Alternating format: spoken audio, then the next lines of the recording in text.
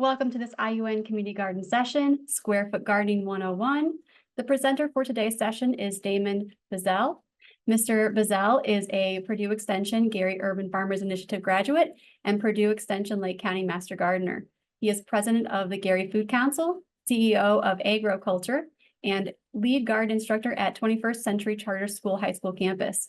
He is a father of 3 teen boys and has been married to his wife for 20 years. He is passionate about learning and teaching how to grow healthy organic food in the urban environment. Welcome, Damon. We are very glad to have you with us today. Thank you for that great introduction. I appreciate you. My name is Damon Bazziel from Agriculture, Growth, Health, Collective Sustainability, and we're talking about square foot gardening. Now, I've been doing square foot gardening for about 4 to 5 years, and it was based off of a need to grow food in a small space. Now, traditionally, people that live in rural areas and farmers, they have acres of land, they got cows, they got tractors and everything like that. But those who live in a lot of suburban areas and urban areas, we have like a half an acre, a quarter of an acre of land. And so we got to get real creative when we grow our fresh fruits and vegetables, but it still can be done. And this method that I've learned is very, very useful and helpful. And it's called square foot garden method. So what is square foot garden? Square foot garden was developed in the 80s by a man named Mel Bartholomew, the late Mel Bartholomew, rest in peace, dividing gardening into small spaces, square sections, typically 1 by 1, and planting different crops in each section. When I first heard of it, I was like, that's interesting because what I thought about the overcrowding, but he addressed that issue as well. Emphasis on maximizing space utilization, reducing soil compaction, minimizing weed growth, and simplifying garden tasks. Okay, here are the basic components of square foot gardening. Raised garden beds, grid system for dividing the bed into square sections. That's very important. And specific soil mix, males mix, we'll talk about later. Efficient space utilization. Maximize the use of available space by planting intensely in small square sections, allowing for higher yields in smaller areas. Okay. Reduce maintenance. Small, organized layout reduces the need for extensive weeding and makes watering, harvesting, and pest control more manageable. Okay. Accessibility. This is a key one right here. Suitable for gardeners for all experience levels, including beginner and those with limited mobility, due to the simple and organized approach. So the biggest issue pretty much is the harvesting from the middle, and that's not even, it's just a small reach. So that's why you have a 4 by 4 bed, that's 4 foot by 4 foot bed, and 16 square feet inside of the bed. And the most reaching you have to do is to grab the harvest from the middle. And it's not that bad at all. Sustainability encourages eco-friendly practices such as composting, water conservation, and using organic methods for pest and disease control. Okay. Versatility, very versatile, can be implemented in various settings, including backyard gardens, community plots, raised beds, containers, and vertical structures. Aesthetic approach. Orderly layout of square foot gardening can enhance the visual appeal to garden space while maintaining functionality. Okay, so let's get into the requirements, the sunlight requirements. So you have to really plan when you're going to do your square foot gardening. So you got to look at your layout, right? Look where you plan on growing at. Watch, how the sun rises in the east and sets in the west. How much sunlight do you have? You want to try to choose a location that have 6 to 8 hours of direct sunlight, as most vegetables and herbs thrive off of full sun. So if it's a shady area, then you probably won't want to do the square foot garden unless you plant all partial shade crops. So 6 to 8 sunlight hours is ideal. Accessibility.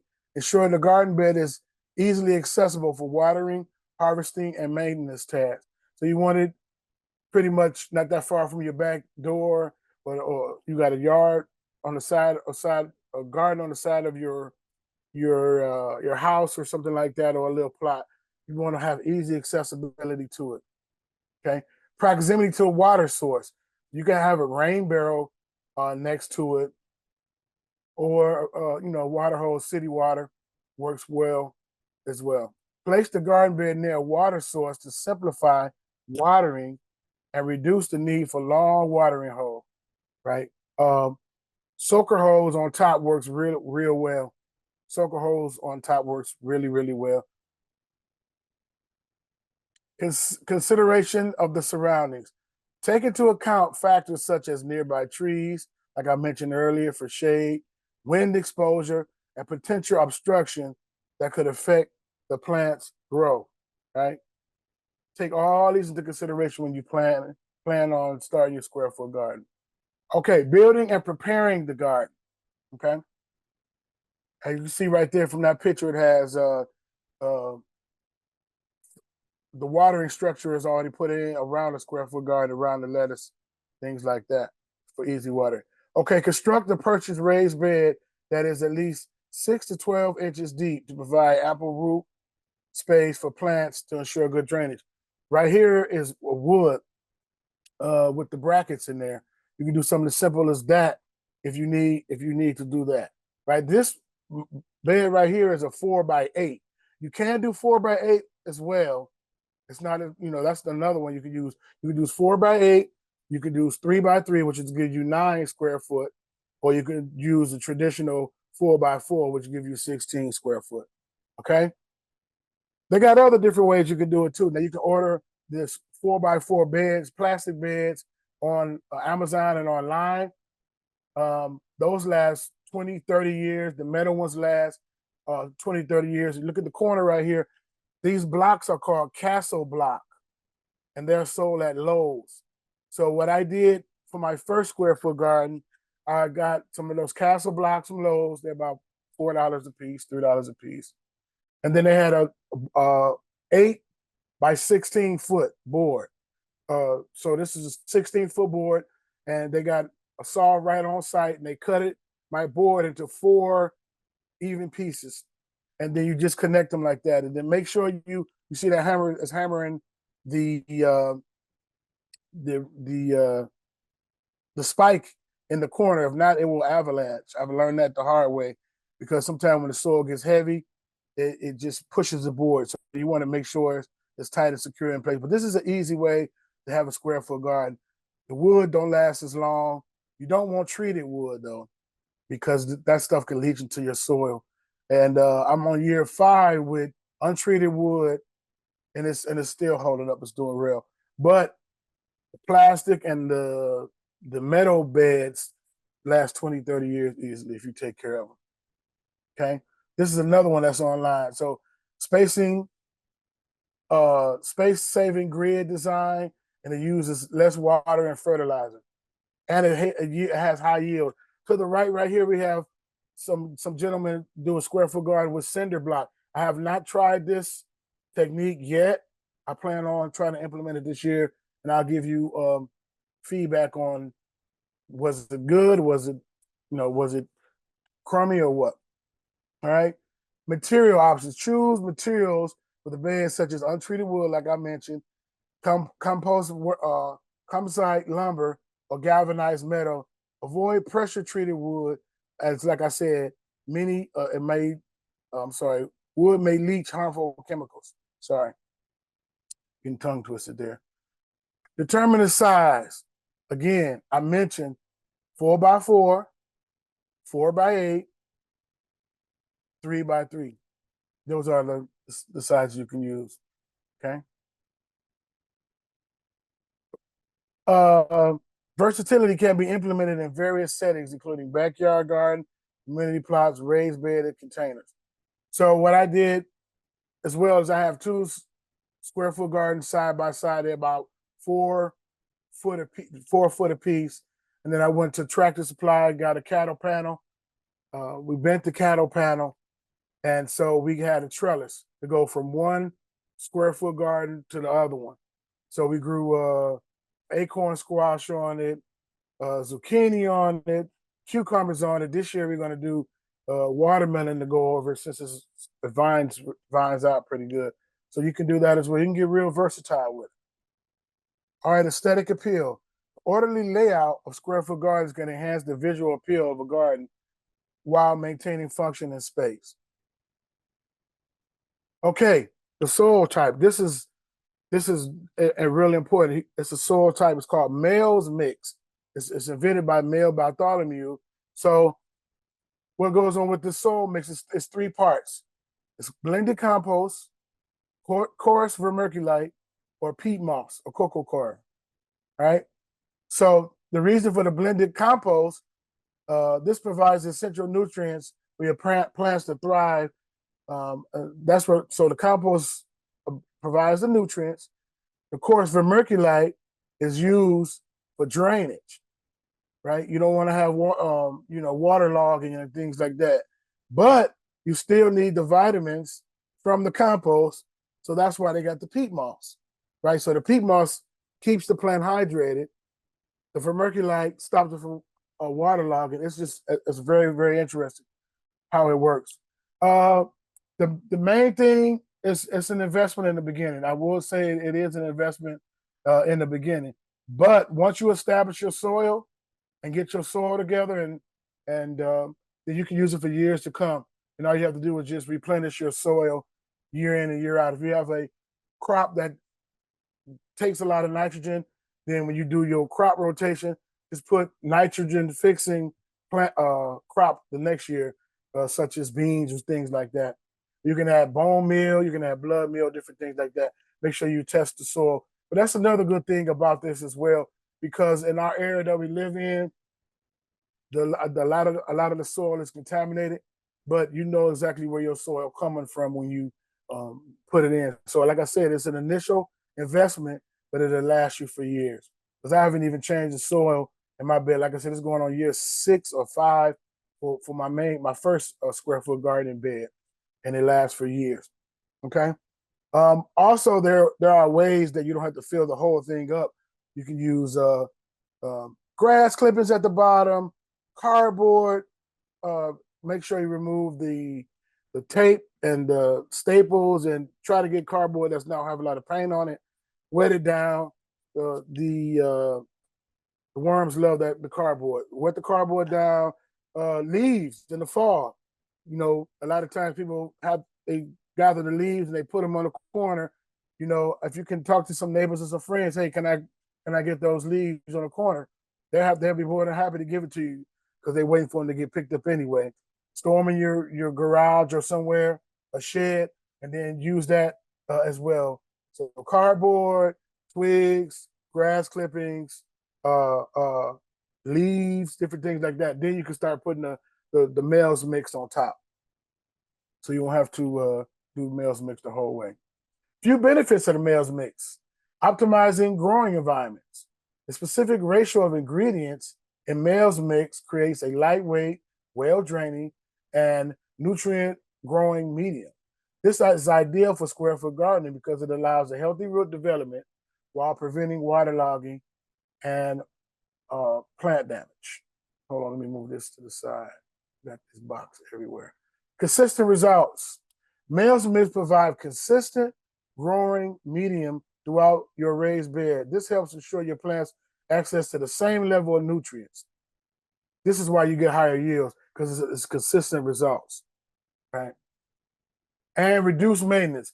The balanced composition of males mix minimizes the need for additional fertilizers or amendments. This simplifies garden maintenance and allows you to focus on planting, tending the plants, and enjoying your harvest. How much soil do you need? Glad you asked that question. But in a 4x4 bed, 6 feet deep, you'll need 8 cubic feet of males mix to fill the bed.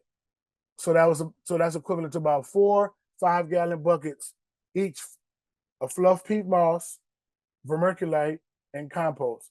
And you probably, if it's a community garden plot, you can go in with other people, and you guys can make this first initial investment, and then fill your bed up, and then you'll be set for the duration, pretty much.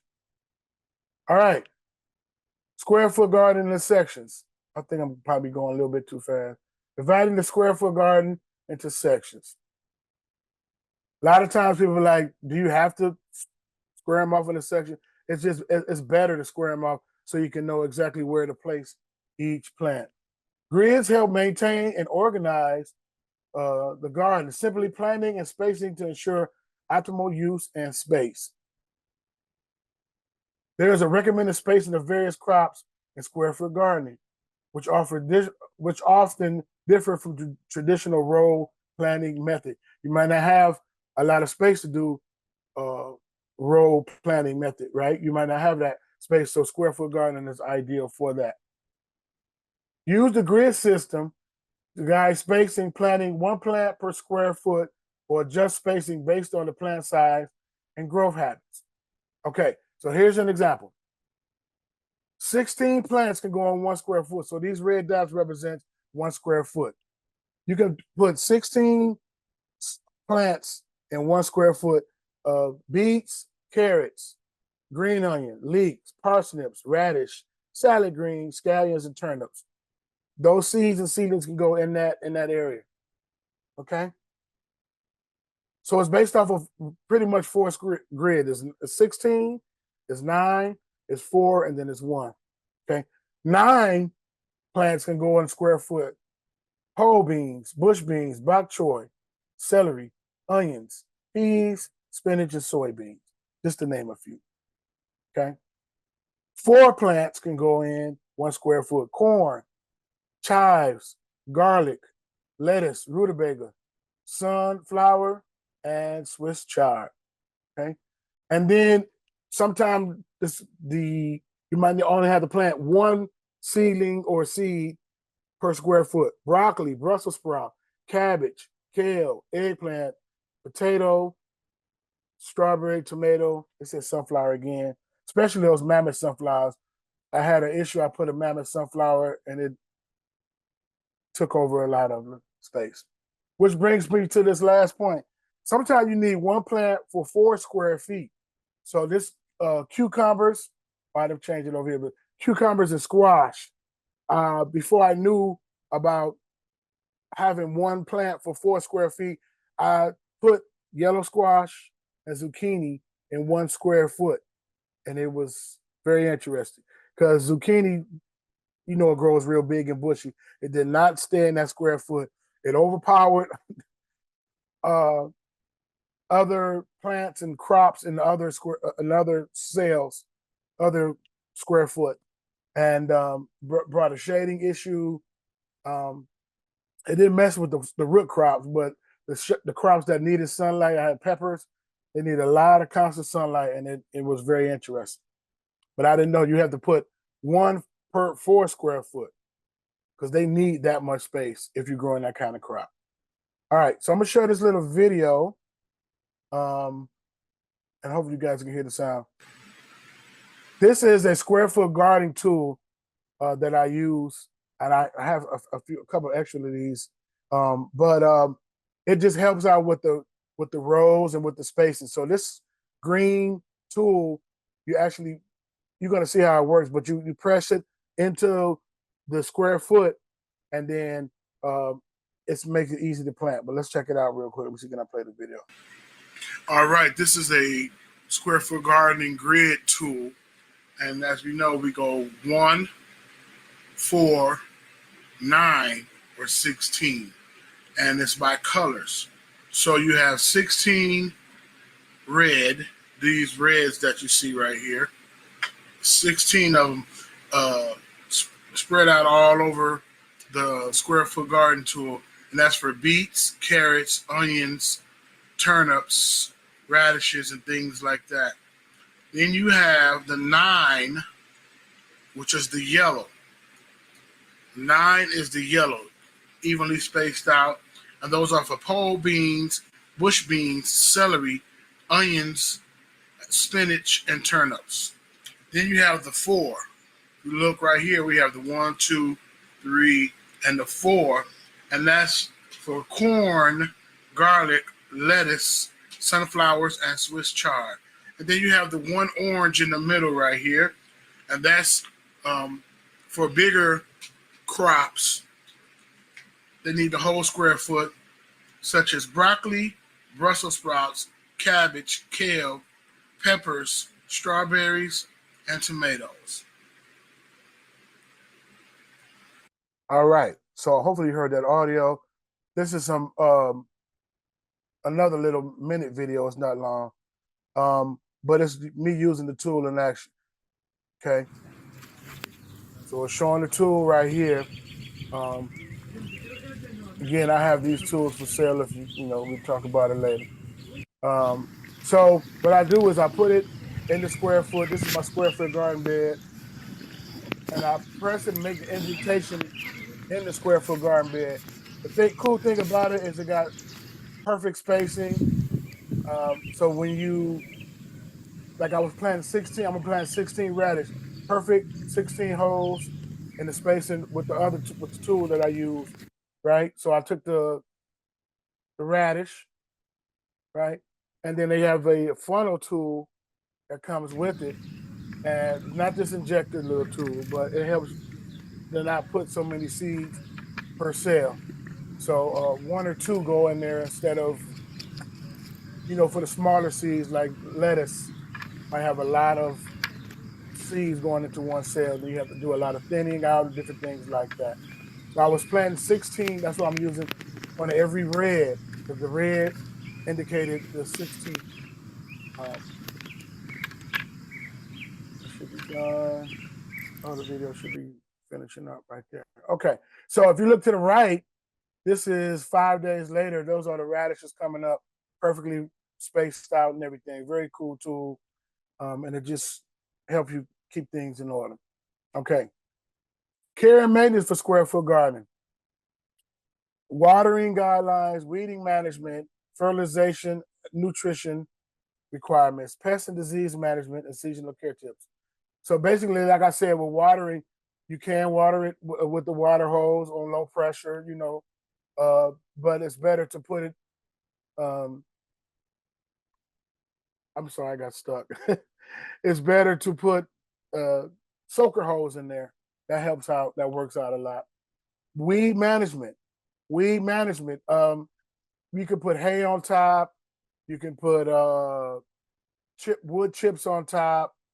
I didn't have a lot of problems with the weeding because it doesn't stick. Like if you think about how you have to weed when it's in the ground, you have to pull and dig underneath to get the root up. The weeding is very easy, but you can prevent weeding by putting like wood chips and hay and different things like that. Mulch, right? Okay, tools and equipment needed. Okay, gather essential tools such as a trowel, hand rake, gloves, pruner. Very simple square foot garden tools, right? Water hose with a gentle spray nozzle. Okay, this is tools that you need for the grid. You need a tape measure. So every 12 inches, you want to mark it around your bed, 12 inches, right? With a Sharpie or a staple gun if I'm going into wood. And then I grid it up so it comes out, like I've mentioned, 16 square feet. And based off my plan for that season, I will plant according to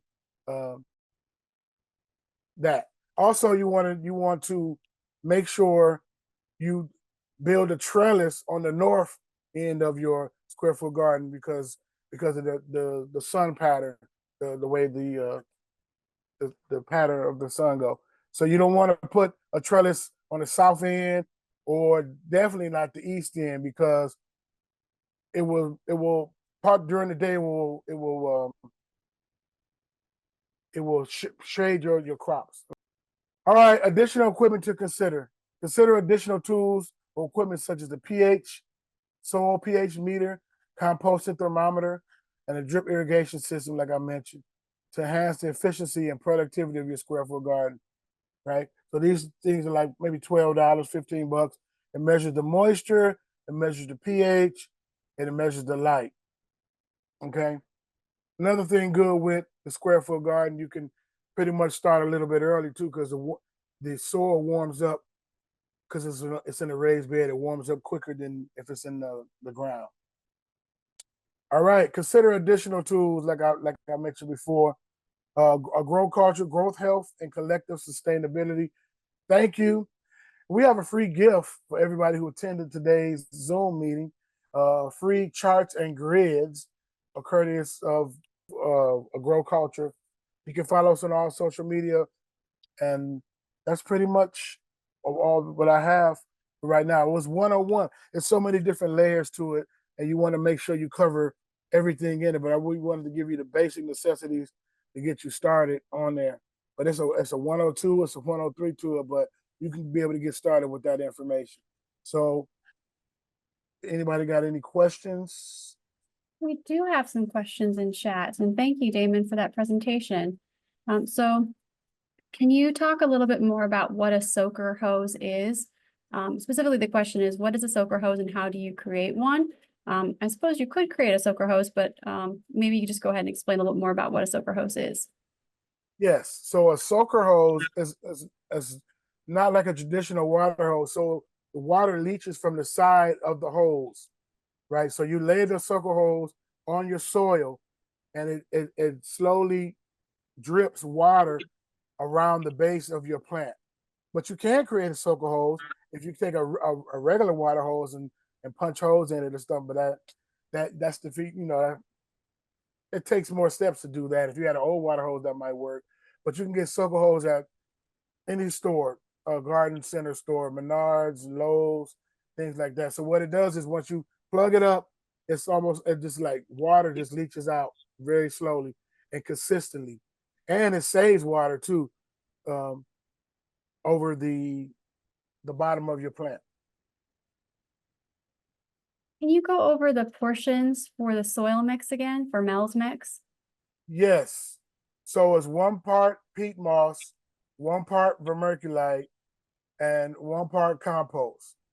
Like I said, the compost is for the nutrients, vermiculite so it can drain, and the peat moss is so we can keep the nutrients. We don't want all the nutrients to drain or the plant won't grow. All right. So here it is. So in the 4x4 bed, 8 cubic feet of Mel's mix for that bed. So you probably need like 4 5-gallon buckets of each. For those folks who are starting out with a raised bed for the first time, and they, ones that don't have a bottom to them, do you recommend putting down any cardboard on the bare soil before pouring in the soil mix? Yes, you can. Yeah, yes, you can. I think you should. I really think you should put down cardboard. You can put it directly on grass, but for some reason I scrape the top layer of my grass off. But you can put it directly on grass because it's going to kill the grass. And then you put the cardboard in, and you wet the cardboard, and that's going to bring the worms into your bed. You want the worms. You want all of the different beneficial pests in your square foot garden area. So yes, lay the cardboard down.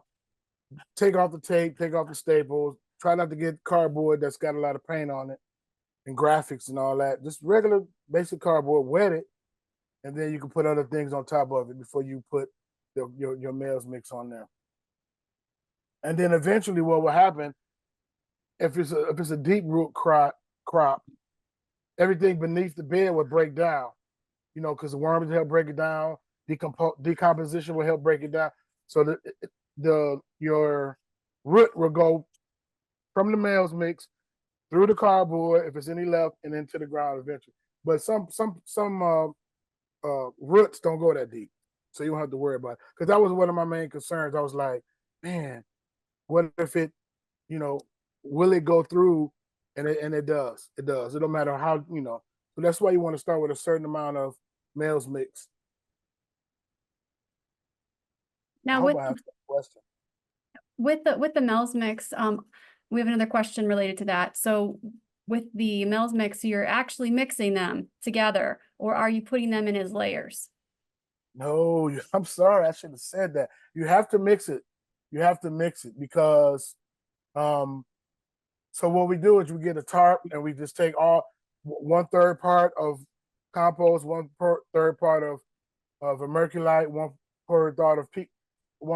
part of peat moss, and we mix it all in together, and then you add it. Great, thank you. Now we have some questions here about specific plants. So, for example, some plants like lettuce don't like the heat. So the question is, should this person wait until the lettuce shoots up and then replace it with a hardy plant? So what you could do for the lettuce is, I know I mentioned 6 to 8 hours of sunlight, but if you're going to do, you might want to have a box that is that needs partial shade, right? The certain crops need partial shade. You can plant that box near a tree or a bush, or you can put the shade cloth over it. You can put some shade cloth over it too. That works for me too, because yes, you're correct. The lettuces don't like the heat like that. Some are not heat tolerant lettuces, so you can do a shade cloth, or you can do it you can have, since it's a quick crop, you can do it in the fall towards the end. So when it's getting cooler, or you can put your square foot garden by a tree or a shady place. Yeah. All right, well, it looks like we've gotten through all of our questions, and we've got some comments that this has been very useful and very informative. I would agree. And so, Damon, thank you so much for taking your time out today to share your experience with square foot gardening and the different methods you've used successfully. I know that I appreciate it, and I'm sure our audience does as well. Yes, thank you. Any questions or anything, please email them to Miss Amanda, because these are great questions, right? We're not just, we're learning as we go. So the questions you ask, I'm like, man, I didn't think of that, and I will go research it and get it done and apply it and see what's going on with it. So it's about community. So feel free to ask any question, and we will research that and get that taken care of. Yes, thank you. And yeah, feel free to go ahead and email us at cureiun@iun.edu, and we'll get back to you with an answer. All right. So once again, thank you so much, Damon. Thank you everybody for attending, and for those who are on YouTube right now for watching.